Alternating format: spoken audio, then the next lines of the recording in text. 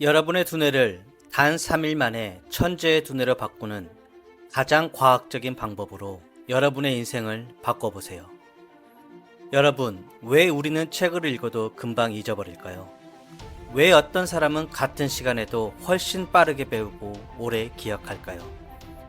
세계적인 뇌과학자 앤드류 후버만 교수는 이렇게 말합니다. 두뇌는 올바른 방법으로 훈련하면 누구나 천재처럼 변할 수 있다. 오늘은 과학적으로 검증된 방법을 통해 단 3일 만에 공부 능력을 확실히 끌어올리는 전략을 알려드리겠습니다. 가장 먼저 앤드류 후버만은 배움의 정의 먼저 정리를 했습니다. 단지 읽고 듣는 것만이 배움은 아니다. 진정한 배움이란 두뇌 과학적인 관점에서 정의하자면 습득한 정보를 잊지 않도록 유지하는 것을 뜻한다. 즉, 보고 듣고 배운 데이터를 두뇌 회로 속에 저장하는 것은 더 적은 시간으로도 빠르게 배울 수 있다는 것입니다. 후버만 교수는 700명의 의대생을 분석한 결과 성적이 가장 좋은 학생들은 하루 3-4시간 항상 같은 시간대에 혼자 공부했다는 사실을 밝혔습니다.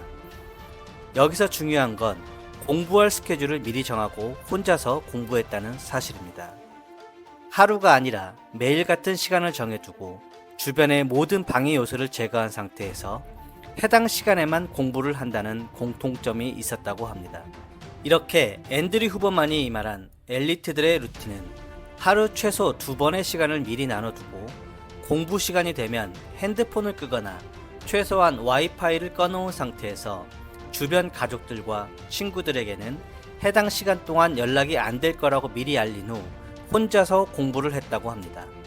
물론 함께 공부를 하며 능력이 올라가는 사람도 있겠지만 최고의 결과를 불러온 학생들은 혼자서 공부하는 비중이 훨씬 컸다고 합니다. 그리고 그 스케줄을 최소 일주일에 5회 이상 반복했다고 합니다. 앤드류 후버만은 이런 스케줄의 중요성을 뇌과학적인 부분에서도 이렇게 말했습니다. 집중력과 주의력은 유한한 자원이지만 재생산이 가능한 자원이다. 그렇기에 아데노신을 똑똑하게 관리해야 한다.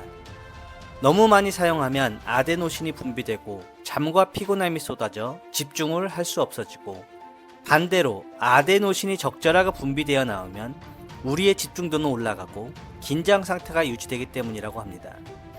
즉, 아데노신은 한정적인 집중력의 연료이기에 공부 혹은 학습할 때 사용할 수 있도록 그 스케줄을 미리 정해놓고 그 패턴이 습관화될 수 있도록 하여야 한다는 것입니다.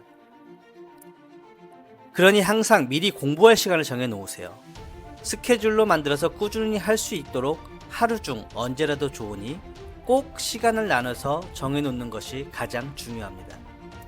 정해진 시간에 혼자 매일 같은 리듬으로 공부하는 것. 이것이 뇌를 집중 모드로 재구성하는 첫 번째 열쇠입니다. 적어도 3일만 해보세요. 달라졌음을 바로 느낄 수 있을 것입니다. 두 번째는 배운 내용을 즉시 다른 사람에게 설명하는 것입니다. 한 번 보고, 한 번 해보고, 한 번 가르치기. 앤드류 후버만 교수는 이렇게 말했습니다. 실제로 앤드류 후버만 교수 자신도 연구실에서 사용하는 방법이라고 합니다. 즉, 인풋만으로는 부족하다. 아웃풋까지 만들어야 한다는 것입니다. 많은 사람들이 공부를 읽고 듣는 것, 그러니까 인풋만으로 끝을 냅니다. 하지만 정보는 받아들이는 것만으로는 뇌에 저장되지 않습니다. 반드시 출력하는 과정이 있어야 학습이 완성되는 것입니다. 즉, 책을 읽고 강의를 듣는 것만은 부족합니다. 읽고 듣고 난 후 바로 설명하거나 가르치는 아웃풋을 만들어야 한다는 것입니다. 가족에게, 친구에게 혹은 거울 앞에서라도 혼자서 설명하거나 말해보아야 합니다. 또는 손으로 노트에 요약하는 것도 훌륭한 아웃풋이 될 수 있습니다. 이 과정에서 뇌는 단순히 저항하는 모드에서 적극적으로 연결하고 재구성하는 모드로 전환됩니다. 물론 요즘처럼 치열하게 경쟁하는 사회 속에서 내가 어렵게 배운 정보들을 쉽게 요약해서 친구나 주변 사람들에게 알려주면 경쟁자를 만들어내는 것이 아닐까 하는 걱정이 드실 수도 있습니다. 하지만 걱정하지 마세요. 여러분이 누군가에게 가르치는 과정에서 얻는 학습적 성장은 남들이 여러분이 제공한 단순 요약으로 얻은 정보보다 훨씬 더 크고 효과적인 결과를 불러옵니다. 다시 강조하지만 가장 강력한 기억은 아웃풋 과정에서 만들어지는 것입니다. 단순 인풋이 진정한 배움이 아니라 인풋 플러스 아웃풋 과정이 반드시 있어야지만 진짜 내 것이 된다는 사실을 꼭 기억하세요. 배운 것을 외부로 표현하는 것, 바로 그 순간이 천재의 뇌로 바뀌는 시작입니다. 세 번째는 공부를 마친 직후 셀프 테스트를 반드시 하는 것입니다. 테스트는 단순 배우고 학습한 내용을 평가하는 것뿐만이 아니라 유지하고 또 업그레이드하는 가장 좋은 방법이라고 후범한 교수는 강조합니다.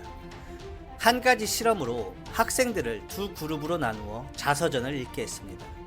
첫 번째 그룹은 자서전을 4번이나 계속 읽게 만들었고, 두 번째 그룹은 한 번만 읽고 셀프 테스트를 시켰습니다. 그냥 눈을 감고 기억을 더듬으면서 자서전의 내용을 물어보고 한 번 더 상기하게 한 후에 그 답을 책에서 찾아보도록 했습니다. 그럼 이 두 그룹의 최종 테스트 결과는 어땠을까요? 놀랍게도 두 그룹에 있는 학생들이 정보를 기억하는 정확성은 한 번만 읽고 셀프 테스트를 한 쪽이 말도 안 될 정도로 높았습니다. 즉, 여러 번 반복해서 읽기만 하는 것은 단 한 번만 읽고 셀프 테스트를 한 것보다 효과적이지 못하다는 사실이었습니다. 그러니 여러분이 빠르게 배우고 싶다면 배운 정보를 다시 떠올리는 노력을 무조건 해야 한다는 것입니다. 이 외에도 셀프 테스트의 중요성을 알려주는 비슷한 또 다른 연구가 있었습니다. 실험자를 3가지 분류로 나눠서 6개월에서 1년의 기간이 지난 후 최종 테스트를 했는데, 첫 그룹은 공부를 4번 완독 후 최종 테스트를 받고, 두 번째 그룹은 해당 과제를 3번 완독 후 한 번의 셀프 테스트 후 최종 시험을, 마지막 그룹은 해당 과제를 단 한 번만 완독, 3번의 셀프 테스트를 하고 최종 시험을 봤습니다. 다들 예상하셨겠지만 이 중 가장 좋은 결과를 가진 그룹은 단 한 번의 공부만을 하고 3번의 셀프 테스트를 한 마지막 그룹이었습니다. 셀프 테스트를 할 때 정답을 맞췄는지 아닌지는 중요한 게 아닙니다. 테스트를 하고 답을 확인하는 과정 속에서 배움의 큰 과정이 생겨나는 것입니다. 앤드류 후버만의 조언처럼 만약 공부를 한 번만 하고 셀프 테스트를 해서 40에서 50%만 맞추더라도 괜찮습니다.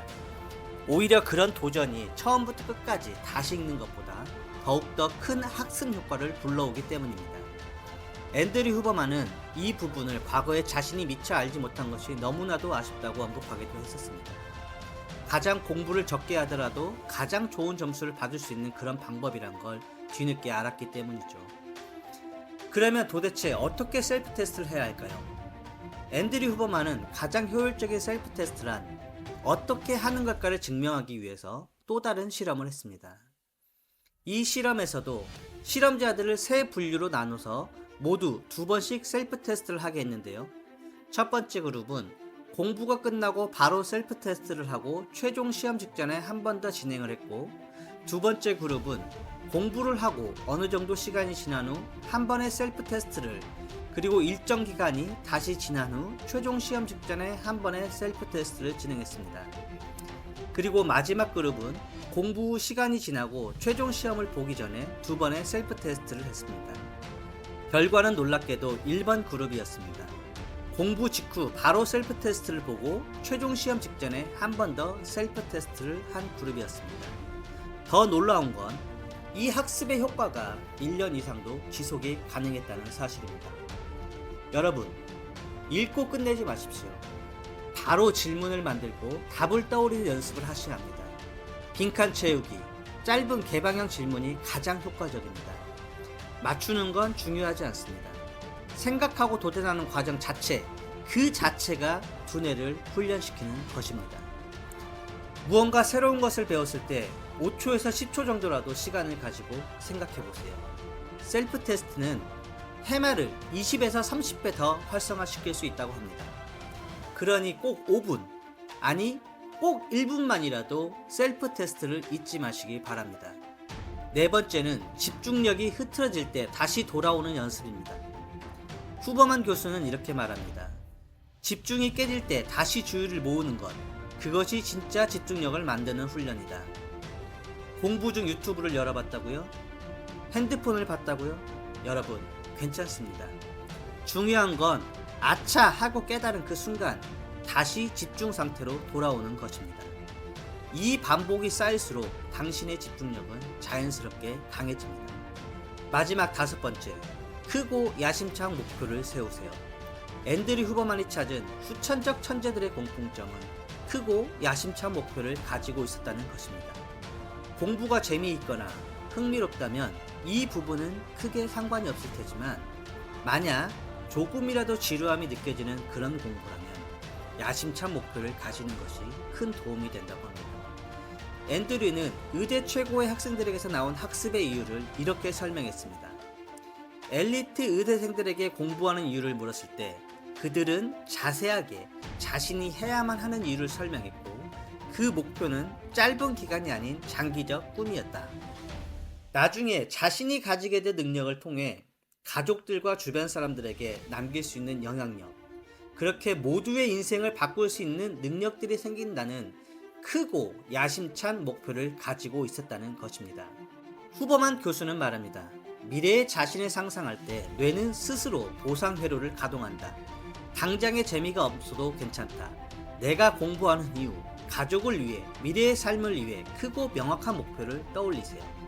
힘든 순간마다 나는 이걸 위해 싸우고 있다는 사실을 잊지 마세요. 그들은 힘이 들 때마다 목표를 상기하며 꾸준하게 나아갈 수 있었던 것입니다. 이번 영상 속 앤드류 후버만이 말한 천재적 두뇌로 바꾸는 5가지 인사이트.